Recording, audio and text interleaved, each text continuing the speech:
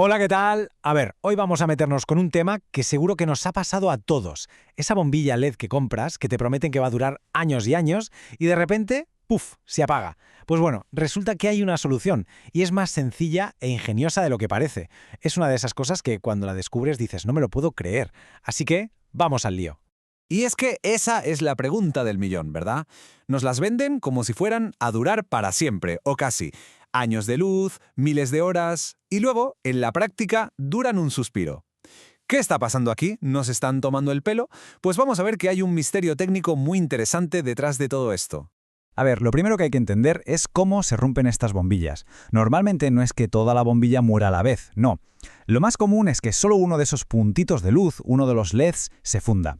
Y claro, la primera reacción, la más intuitiva, es intentar puentearlo, saltárselo. Pero resulta que esa solución rápida es en realidad pan para hoy y hambre para mañana. Crea un problema todavía más gordo. ¿Que ese es el clásico efecto dominó? Tal cual. Imagina que tienes un equipo de 10 personas para levantar un peso. Si una se retira, las otras 9 tienen que hacer más fuerza, ¿no?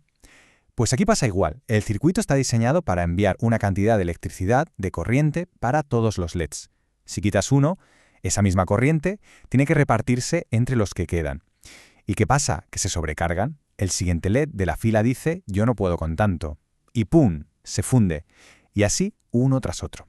Y para llegar a la solución buena, a la de verdad, a veces hay que equivocarse primero. De hecho, vamos a ver la historia de una reparación que fue un desastre total.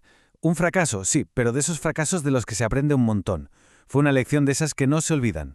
Este fue mi primer error. Me encanta esta frase porque es la pura verdad. Todos metemos la pata, pero lo importante es que este error fue, digamos, la pieza clave que faltaba. Fue al fallar de esta manera tan espectacular cuando se encendió la bombilla, nunca mejor dicho, y se pudo entender dónde estaba el verdadero problema.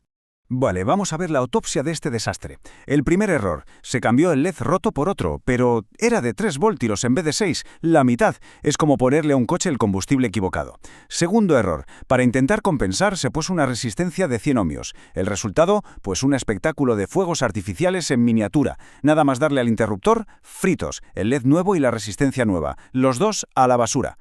Y aquí es donde entra un poco de ciencia, pero tranquilos que es muy fácil de entender.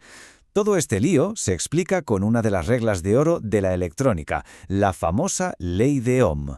Suena a examen de física, lo sé, pero es simplemente la norma que nos dice cómo se comportan la electricidad, el voltaje y la resistencia. Y entender esto es lo que nos va a dar la solución en bandeja. Miren, los números no mienten. Haciendo un cálculo rápido con esta ley, el circuito, para funcionar bien y no quemar el LED nuevo, necesitaba una resistencia de 300 ohmios, como mínimo, y que se le puso 100, o sea, ni la tercera parte. La pobre resistencia no pudo hacer nada, la corriente se la llevó por delante, no había protección suficiente. Así de simple. Vale, después del fiasco llega el momento de la revelación, el momento eureka. Porque al mirar la placa del circuito con más atención, con otros ojos, apareció la solución. Y lo más curioso es que no era algo que hubiera que añadir, no. La solución había estado ahí, a la vista de todo el mundo, desde el principio. Antes de seguir, un concepto súper rápido. Resistencias en paralelo. ¿Qué es esto? Pues imagina que en vez de poner dos resistencias una detrás de otra, las pones una al lado de la otra, como dos carriles en una autopista. Lo curioso, y aquí está la magia, es que al hacer esto, la resistencia total baja. Sí, baja. Es contraintuitivo, lo sé. Piensas, pongo más, debería resistir más, pero no. Al ofrecer más caminos para la electricidad, la resistencia total es menor que la de la más pequeña de ellas. Y esta es la madre del cordero. Y aquí está la pista, el hallazgo. En el circuito original de la bombilla había dos resistencias pequeñitas de 1,2 ohmios cada una, puestas así, en paralelo. ¿Qué significa esto? Pues que la resistencia total con la que estaban trabajando no era 1,2 ni 2,4. Era la mitad, solo 0,6 ohmios, poquísimo. Y claro, con tan poca resistencia, por ahí pasaba un montón de corriente, achicharrando a los pobres LEDs poco a poco. Y ahora viene lo bueno, la solución. Es que es de una simpleza genial. ¿Qué hay que hacer? No hay que añadir nada, ni cambiar nada. Hay que quitar. Simplemente con un soldador se quita una de esas dos resistencias. Solo una. ¿Y qué pasa al hacer eso?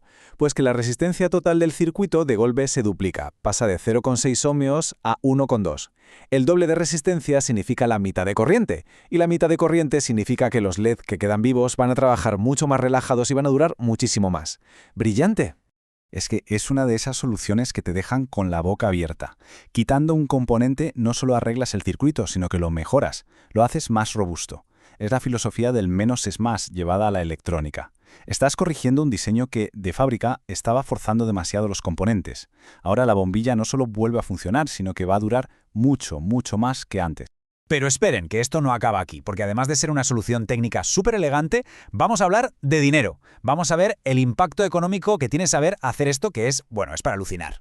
Solo hay que echar un vistazo a este gráfico. Por un lado, la barra que representa lo que cuesta ir a la tienda y comprar una bombilla nueva, y al lado, la barrita, casi invisible, de lo que cuesta esta reparación. Es que no hay color. La diferencia es sencillamente brutal. Y es que, para ser exactos, el coste de esta reparación es 0. 0 euros, 0 pesos, 0 lo que sea, porque no hemos añadido ninguna pieza, hemos quitado una. Lo único que hace falta es un poco de tiempo y un soldador básico. Es que es increíble arreglar algo y que te cueste literalmente nada. Bueno, vale, pongámonos en el peor de los casos. Imagina que una de las resistencias se rompe al quitarla o lo que sea, y hay que comprar una nueva. ¿Saben cuánto cuesta una de estas piececitas? Pues, tomando como referencia el precio en Argentina, hablaríamos de unos 34 pesos. Es decir, una cantidad ridícula, simbólica. El café de media mañana te cuesta más. Comparado con lo que vale una bombilla nueva, es que es irrisorio. Entonces, ¿con qué nos quedamos de toda esta historia? Pues con varias cosas, y todas importantes. Primero, ecología pura y dura. Una bombilla menos en la basura. Segundo, el bolsillo. Nos ahorramos un dinero. Pero para mí, lo más potente es lo tercero. El conocimiento, el poder de entender por qué fallan las cosas. Porque aquí el problema no era un LED malo, no. El problema era un diseño hecho para que los LEDs trabajaran al límite, para que se quemaran antes. Y saber eso lo cambia todo. Y con esto terminamos. Con una última idea para darle vueltas. Vivimos en la cultura del se ha roto, lo tiro y compro otro. Este pequeño arreglo, esta simple ñapa, nos demuestra que hay otro camino. Nos pregunta, ¿y si los mejores productos no son los más nuevos o los más brillantes, sino los que podemos entender, los que podemos arreglar? A lo mejor el futuro va más de reparar que de reemplazar. Ahí lo dejo. Gracias por estar ahí.